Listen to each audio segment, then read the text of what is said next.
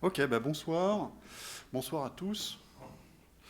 Je vais parler un petit peu d'un retour d'expérience de la société dans laquelle je travaille actuellement depuis 2 ans, qui est une start-up, hein. La société existe depuis 4 ans. J'y suis arrivé, il n'y avait que 2 personnes. L'ancien directeur technique venait de partir, je le remplace.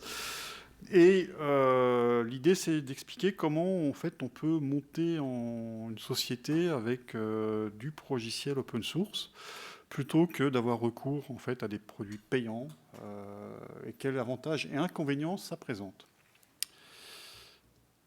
Hop, voilà, donc je vais d'abord me présenter, donc Emmanuel Lécharny. J'ai maintenant 56 ans, bientôt 57, je ne rajeunis pas. Et ça fait 33 ans que je bosse, un peu comme Jésus. J'espère ne pas terminer sur une croix. J'ai commencé en pratique en 1988 euh, dans une société qui s'appelle Concept, hein, qui a disparu depuis, qui faisait des logiciels financiers. Puis ensuite, j'ai travaillé chez Marben à l'époque, qui s'appelle maintenant Atos, qui a un petit peu grossi, que j'ai quitté en 2000 pour créer ma société avec un ami de chez Marben, suite à une participation de 6 mois dans une start-up qui n'a pas existé au-delà des 2 ans. Donc c'était ma première expérience de start-up. Assez intéressante. J'étais content d'y rentrer, j'étais content d'en partir. Suite à quoi, en 2005, je me suis intéressé plus foncièrement à l'open source. Ça faisait déjà plusieurs années que je regardais ce qui se faisait. Je me rappelle qu'en 2001 ou 2002, j'avais beaucoup travaillé sur des projets qui utilisaient Ant. J'étais assez passionné par un outil qui s'appelait Jess, hein, qui était un moteur de règles qui était écrit en Java à l'époque, qui marchait remarquablement bien. Et comme mon boulot était plus lié en fait à des projets d'identity management, j'ai eu besoin d'outils pour attaquer une base LDAP. Donc je me suis intéressé au projet Apache Directory Server parce qu'il y avait des outils. Et puis petit à petit, j'y ai trouvé des bugs, je me suis investi dedans au point que en fait, j'ai été nommé committeur. Puis petit à petit, je me suis de plus en plus investi. Et donc Project Management Committee, j'ai été aussi chairman du projet pendant 4 ans, je crois. Pareil sur Apache Mina, qui est la partie réseau. Et au final, j'ai été également élu membre de l'Apache Software Foundation en 2007, donc ça fait maintenant 14 ans. Ça fait une paye. J'étais mentor de différents projets de l'incubateur Apache. Donc, une bonne expérience open source. Je pense que je ne dirais pas que j'en ai fait le tour, parce que l'open source est très vaste. Mais en tout cas, dans le monde d'Apache, je pense que je connais pas mal de ce qui se passe. Je suis quelques-uns des projets, pas tous, hein, parce qu'il y en a 250 ou 300. Voilà, j'ai aussi bossé chez Wanadu. Wanadu est un gros consommateur d'open source. À l'époque, c'était Wanadu, hein, maintenant Orange, il continue. Just, qui était une société qui avait été créée par les gars qui avaient créé Skype. Ils ont essayé de faire pas le Netflix de l'époque, mais c'était un peu tôt. Et SciMass, pendant 5 ans, SciMass, c'est la boîte qui maintient en fait, principalement OpenLDAP. Je suis indépendant depuis 2000, enfin j'ai ma société, j'ai eu des partenaires qui sont partis. Bon, ça fait voilà, c'est mon véhicule, c'est avec ça que je me finance en fait. Voilà, puis à part ça, je suis père d'une petite fille de 5 ans, 4 ans et demi, ça occupe pas mal. C'est pas de l'open source, hein, je peux vous dire que les bugs, on est difficile à corriger. Voilà, je dirais même qu'aujourd'hui, en fait, c'est plutôt mon rôle principal. Après, on n'a qu'une seule vie, hein, je pense que c'est important de le comprendre. Voilà, je travaille aujourd'hui donc pour une société qui s'appelle Busit, qui développe un produit. Alors, je ne vais pas m'étendre sur les fonctionnalités, c'est pas l'objectif. C'est un produit qui fait en fait la capture d'informations, IoT ou autre, du processing, du stockage et ensuite du dashboarding. Donc ces trucs, il y en a pas mal. Nous, une solution relativement complète. Vous avez sur la gauche tous les composants sur lesquels on est capable de se connecter, que ce soit des composants physiques ou des composants logiciels, on voit LinkedIn ou des capteurs physiques. la partie workflow qui est en haut, et ce qu'on développe également, c'est la partie dashboarding sur navigateur web ou tablette ou téléphone portable. Je présente ça pour expliciter un petit peu les différents éléments sur lesquels en fait, on est amené à travailler. Si vous regardez la solution, vous allez sur le site, ce n'est pas l'objectif aujourd'hui. Voilà. On voit également au niveau connectique, on travaille sur des protocoles réseau qui sont divers et variés, que ce soit du LoRa, Sigfox, Wi-Fi, TCP, etc. Et on a aussi la partie cartographie, monitoring, analytics, etc. Et tout ça, au final, on va se connecter également avec des applications externes existantes, donc des ERP comme SAP, des systèmes de mail, du stockage, social network. Voilà. Dernier point qui me paraît important dans le produit, c'est le fait qu'effectivement, on essaie de trouver une solution pour scaler. Donc, on va travailler sur des machines aussi petites que des Raspberry Pi, que des clusters relativement importants, avec une scalabilité horizontale et verticale, avec des systèmes de backup, clustering, de réplication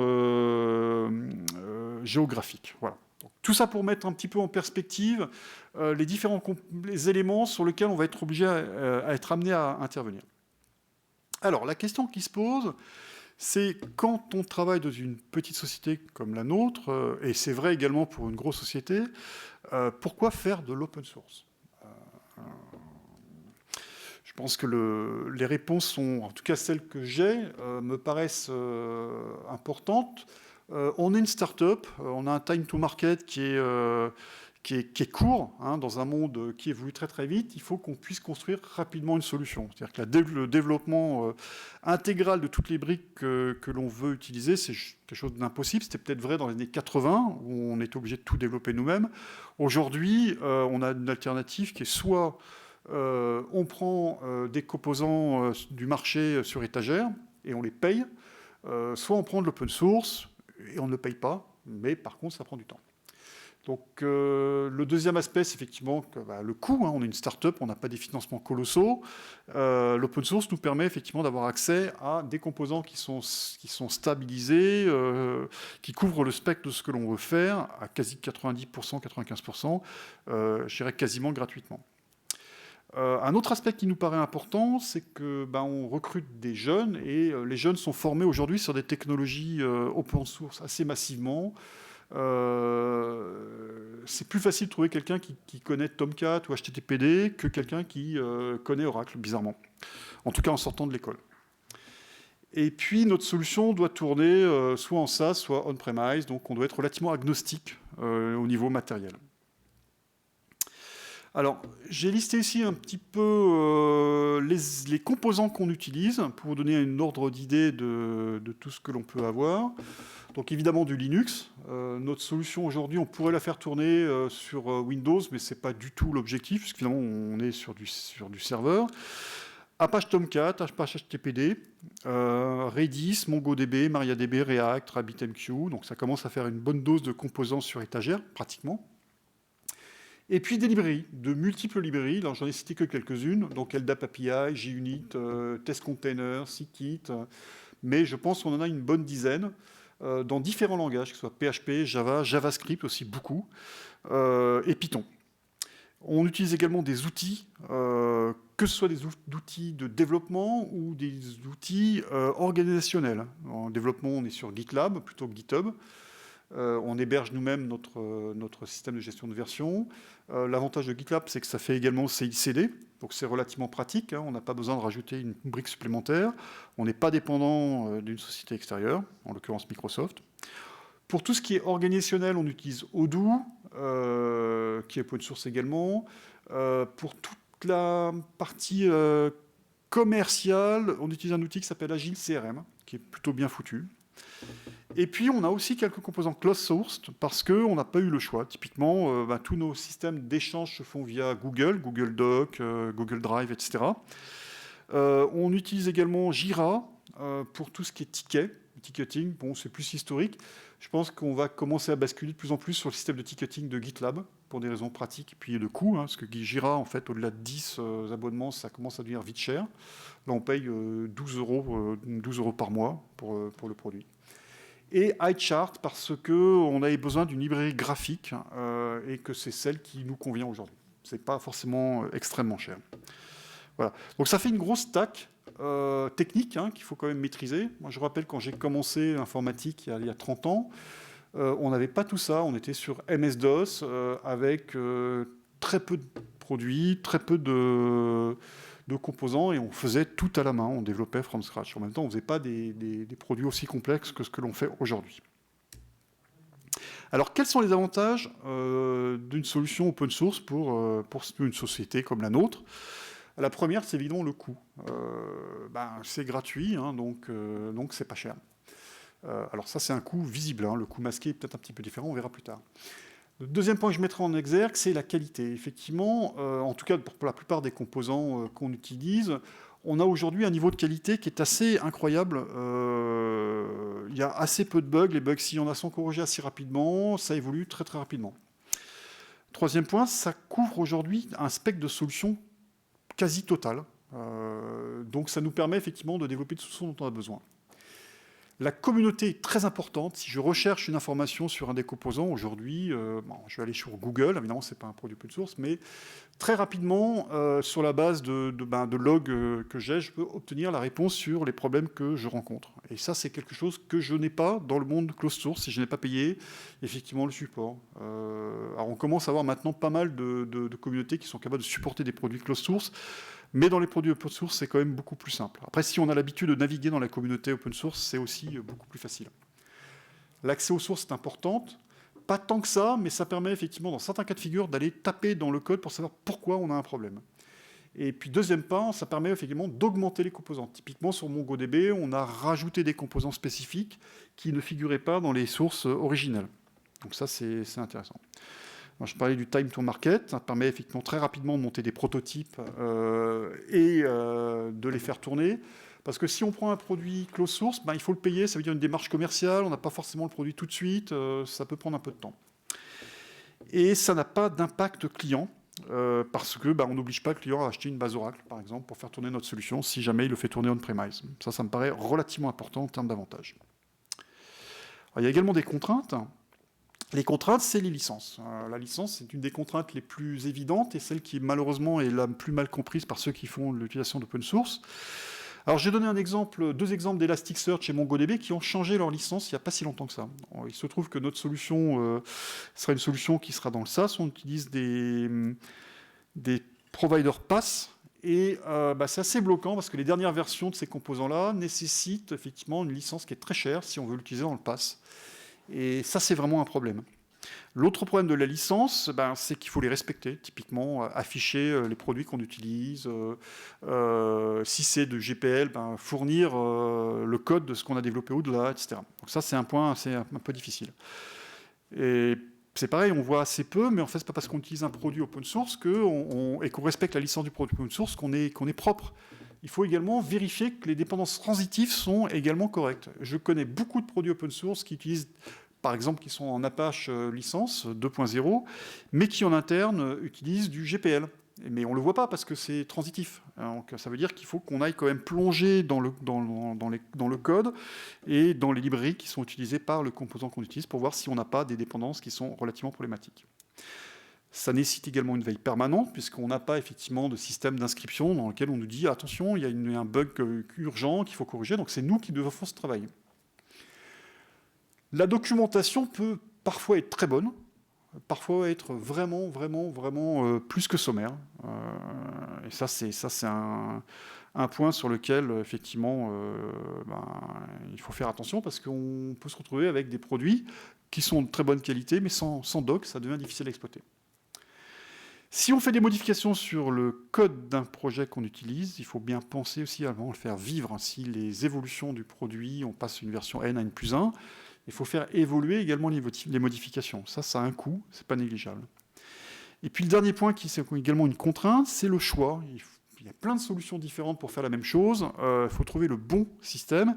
Et une fois qu'on l'a choisi, en fait, il faut savoir qu'on va se le coltiner pendant un certain temps. Alors, je ne sais pas pourquoi ça s'est coupé. Voilà, je sais pas. Ou alors c'est la fin. Voilà, c'est bon. Voilà. Là, c'était les contraintes. J'ai également quelques risques. Bah, le risque, c'est la formation. Sur pas mal de produits open source, en fait, il n'y a pas de formation. Les petits jeunes qui sortent de l'école connaissent les produits open source les plus courants. Dès qu'on commence à rentrer sur des produits un petit peu spécifiques, là, je parlais de Redis, RabbitMQ, etc., trouver des gens qui ont les compétences n'est pas forcément évident. Trouver des formations, ou des sociétés qui vendent des formations sur les produits qu'on utilise, n'est pas forcément évident. Deuxième point, c'est le support. Il y a peu de supports qui sont fournis sur les produits open source. Vous avez des mailing lists, mais vous n'avez aucune garantie de réponse rapide sur le problème. La communauté, c'est bien. Parfois, on a besoin d'un support extrêmement urgent. Il n'y a pas beaucoup de sociétés qui le proposent. Donc ça, c'est un risque qu'il va falloir effectivement, qu'il faut prendre en compte. Un autre point, c'est les montées de version. En open source, on est relativement libéral. On passe de la version 3 à la version 4. Et il n'y a pas nécessairement les scripts de migration. Donc ça veut dire qu'il faut qu'on en tienne compte. Et ça veut dire qu'on peut être amené, et c'est notre cas, à garder des versions qui sont relativement anciennes. On peut très bien ne pas vouloir de montée de version, simplement parce que la licence a changé et n'est plus compatible avec ce que l'on veut faire. Pour Mongo, typiquement, nous on est en 3.06 ou en 4.03, sachant qu'aujourd'hui, je crois que la version courante, c'est la version 6, et qu'on ne peut pas passer sur la version 6 pour les raisons que j'ai citées préalablement. Il y a également des risques légaux. Certaines licences sont incompatibles avec un produit. Si on veut le vendre, typiquement une GPL qui serait contaminante nous obligerait à exposer l'intégralité de nos sources, ce qui n'est pas nécessairement ce que l'on veut faire dans certains cas de figure. D'abord parce qu'on n'a pas envie, ça c'est un choix, mais aussi parce que c'est également une contrainte. Ça veut dire l'exposer, donner la possibilité aux personnes de le télécharger, etc. Donc c'est de l'organisation supplémentaire. Les installeurs, on est sur des cibles comme Debian par exemple, il faut qu'on puisse effectivement avoir des installeurs sur l'ensemble des composants qu'on veut sur Debian, on ne les a pas toujours, ou en tout cas pas toujours dans les versions qui nous intéressent. Debian est connu pour être relativement conservateur et on est obligé parfois de faire nous-mêmes l'installeur qui va bien du produit qu'on veut utiliser. Et ça, c'est un risque que ça ne marche pas correctement. Je parlais également de montée en charge. Tous les produits open source ne se valent pas. Ce qu'on voit comme différence entre un produit open source et un produit non open source, comme closed source, c'est souvent, vous avez effectivement un produit qui est open source pour une version standard sur une machine. Dès que vous passez en mode cluster, là, vous allez devoir payer. C'était le cas de MySQL, par exemple, ou de Mongo, ou autre. Et ça veut dire que vous pouvez retrouver bloqué en termes de capacité de traitement si vous choisissez une solution open source qui n'autorise pas la montée en charge simplement. Je prends l'exemple de OpenLDAP.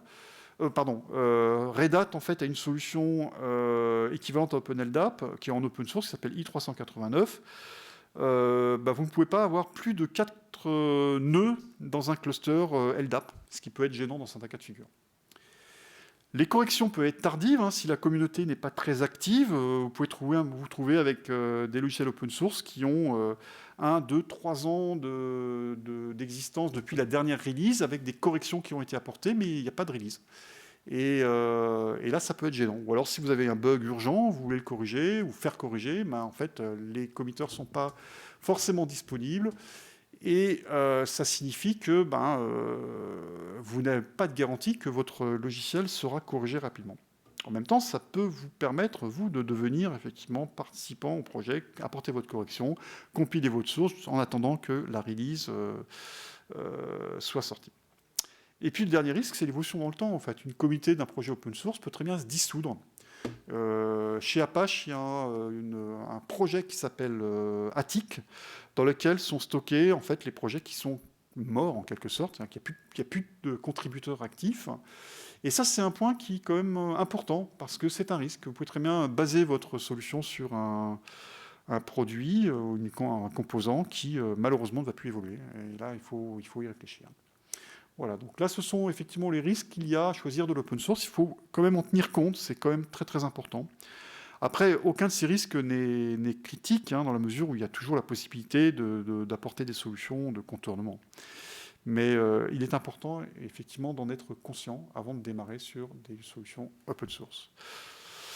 Voilà, c'est une présentation de 20 minutes. Je pense que... je ne sais pas s'il y avait des questions sur... voilà. Je pense que c'était... en 20 minutes, c'est difficile de faire un sujet exhaustif. L'objectif, c'est plutôt de donner La température, de par mon expérience préalable, et puis également dans cette expérience de 2 ans sur cette société qui fait pratiquement du full open source, pour ceux qui seraient intéressés par ce genre d'évolution. Voilà. Vous êtes combien? On est 10 Ah oui. aujourd'hui. Oui, on est petite. Quand on est parti il y a 2 ans, on était 3. Donc là, on est 10, on grossit petit à petit. Ouais, bah, ça serait bien. Après, il faut aussi que les clients suivent. C'est toujours le problème. Voilà. Autre question? Je pense que dessus, doit pas avoir de questions. Voilà. Bah, écoutez, j'ai battu mon record d'assistante. Ouais. La dernière, c'était dans le Colorado, à Denver. J'avais 4 personnes dans la salle. Là, c'est moins loin. C'est moins loin. Bon, puis j'avais d'autres choses à faire, mais voilà. Merci, j'espère que ça vous a intéressé. Moi, ça m'intéresse.